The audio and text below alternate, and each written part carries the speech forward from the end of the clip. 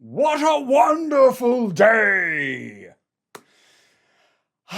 So, as I mentioned in my last one, I have done some traveling in the recent past, and that included time on a plane, which meant I got to watch a movie on a plane. And the one that I opted for before then binging the last three TV movies of The Owl House, because I wanted some comfort for the last stretch, because those seats get real uncomfortable. But I watched Kingdom of the Planet of the Apes, which was, I want to say, a pleasant surprise, except I really had no reason to think that it wouldn't be good. Like, this entire revived Ape series has been really good.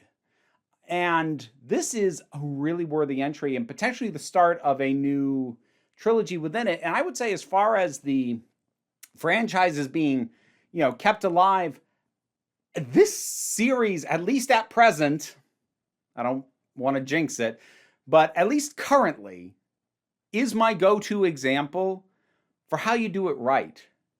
They told a complete story in 3 very good films, decided that they wanted to do more with it, and moved forward in the timeline, gave us a new setting, new characters, but the familiar elements that make this franchise great, and continue to find new stories to tell.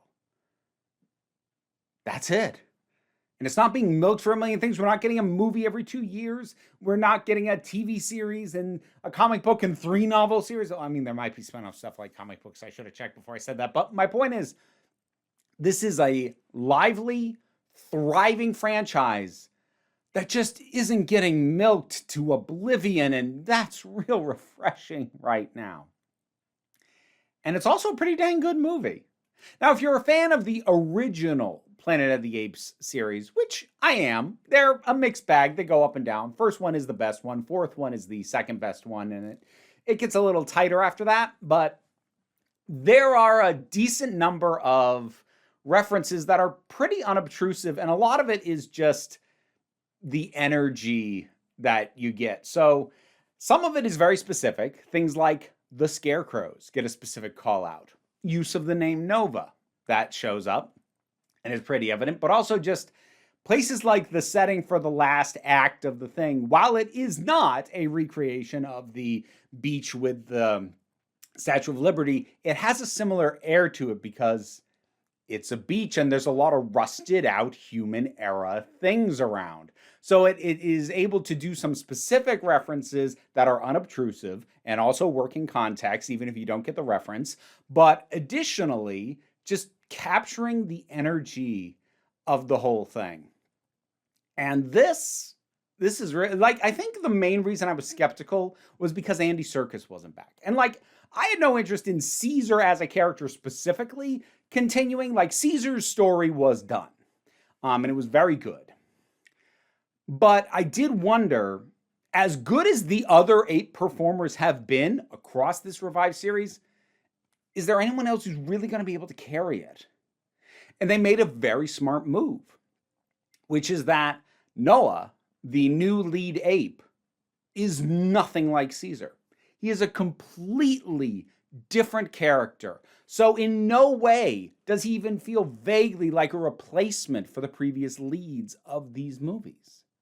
Instead, he's very wide-eyed. He has this look on his face that's almost constant, that he's trying to figure it out, but it's hard for him. I've mentioned before in other things where, there are some actors you can see the thought process just looking at them. This isn't quite that. It's like you can see the desire to understand, but simultaneously with the difficulty of not knowing exactly what it is he's dealing with. And like, the character's not foolish. It's not like he doesn't, but he's dealing with a whole swath of experience he has no basis for.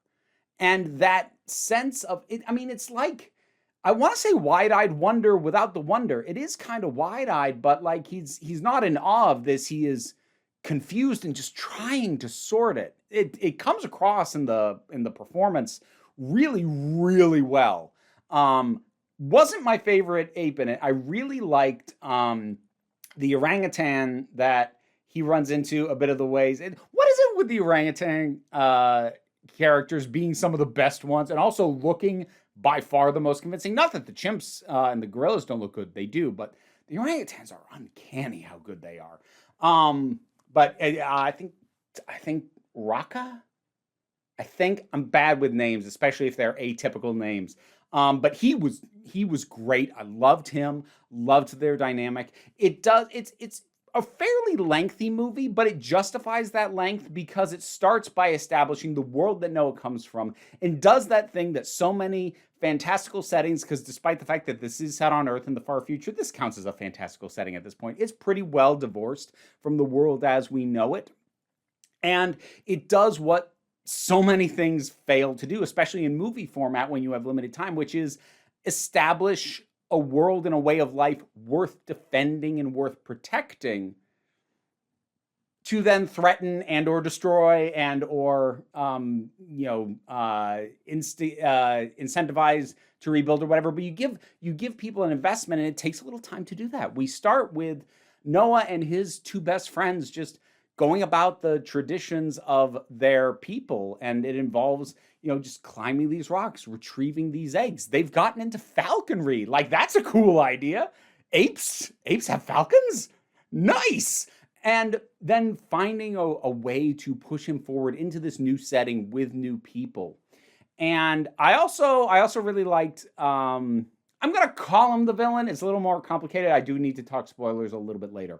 But there's this sort of king. He was in the trailers, and he was the one who I was doing kind of an impression of. What a wonderful day! And that's Kevin Durant playing that. And I love Kevin Durant. Every time I see him in anything, he's great. And that character is really, really interesting because he has assumed a level of power that is innately kind of harmful. When one person wields that much power, other people are getting hurt. That's basically a guarantee.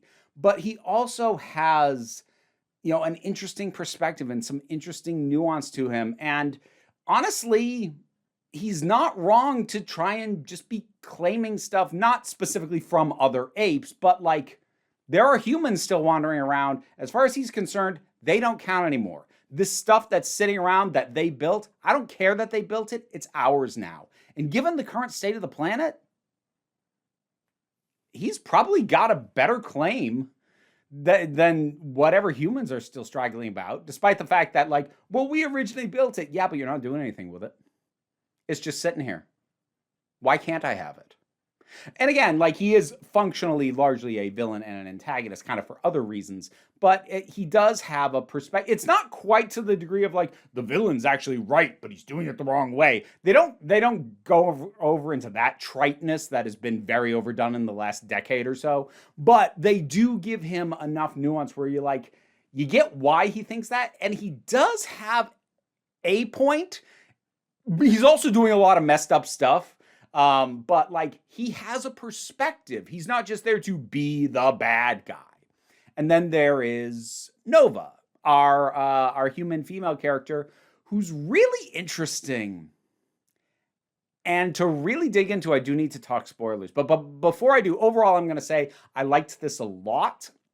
I think trying to rank the four that we have so far, I think War for the Planet of the Apes is at the bottom. It's still good. The worst of these movies is still good. Heck, that's even true of the original 5. Even the worst of those is still interesting to see once.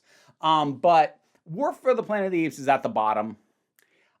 This might be next, but that's only because given the day, I flop back and forth on whether Rise or Dawn of the Planet of the Apes is the best one.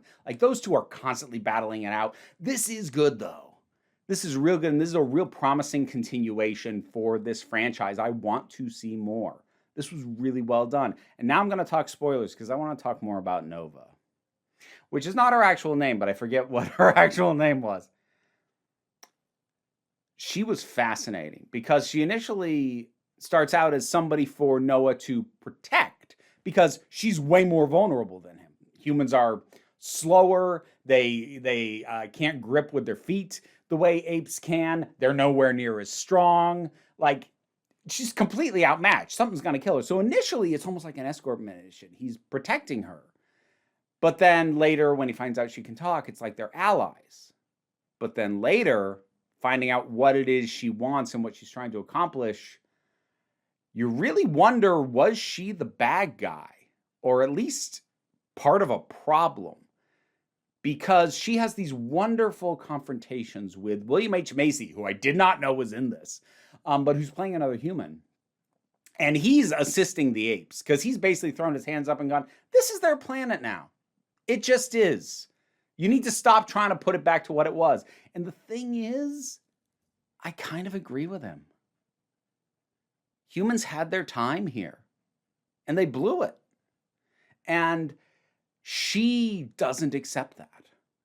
She is so set on finding the means for humans to be superior again. And given that not only this franchise overall, but this movie in specific has put all of our empathy coding into Noah and his tribe and his family, to know that what she's trying to accomplish involves, at best, sticking them in cages. Watching that and realizing, having that sink in as like she starts to lay plans and like she helps them, but like she's not being honest with them, and realizing that for all the help they've given her, she is still going to ultimately stab them in the back. Not directly. She doesn't want to like kill the dirty ape, but the goal she wants to assist means the end of their way of life. And she knows that, and she does it anyway. And that's really interesting. And I like the possibility that we're building towards a grander conflict between the apes and the humans who still have the power of speech and are fully cognizant, and a full confrontation where, if this does what the original series did, and what I think it will do, given what has already happened, where we're going to be rooting for the apes, I mean, I'm all in. Like, that doesn't happen in this movie. But by the end, and this movie has its own satisfying conclusion. I don't want to give the impression that it ends on a cliffhanger if you stayed past the spoiler warning, but it definitely sets up more to come. And I am really interested in that more. I want to see it. And this franchise, like overall, the Planet of the Apes franchise is really fascinating, and I think been pretty well handled for the most part. I think on balance, this is one of the stronger franchises out there. Like, it's had its hiccups, the Tim Burton attempt to remake for one, but even that was still visually really interesting. Like, at their worst, these movies are really fascinating from a visual standpoint, but when they're good, they're real good. And this ongoing franchise has really been taking its cues mostly from Conquest of the Planet of the Apes, the fourth from the original series, which is the one I like second best behind the original. And they've never really tried to remake that original one, which I think is good. I don't think you can recapture that. But where we're leaning by this point is I kind of wonder if they're going to bring in some elements of like the second one, of something like Beneath the Planet of the Apes, where the remnants of humanity really are the biggest threat. Now, I'm personally not a huge fan of Beneath the Planet of the Apes. It's a little too doomer. It's a little too nihilistic for my taste. But the ideas that it's working with, I appreciate a lot. And I think those are ideas worth going back to. And it's kind of what I hope we get more of.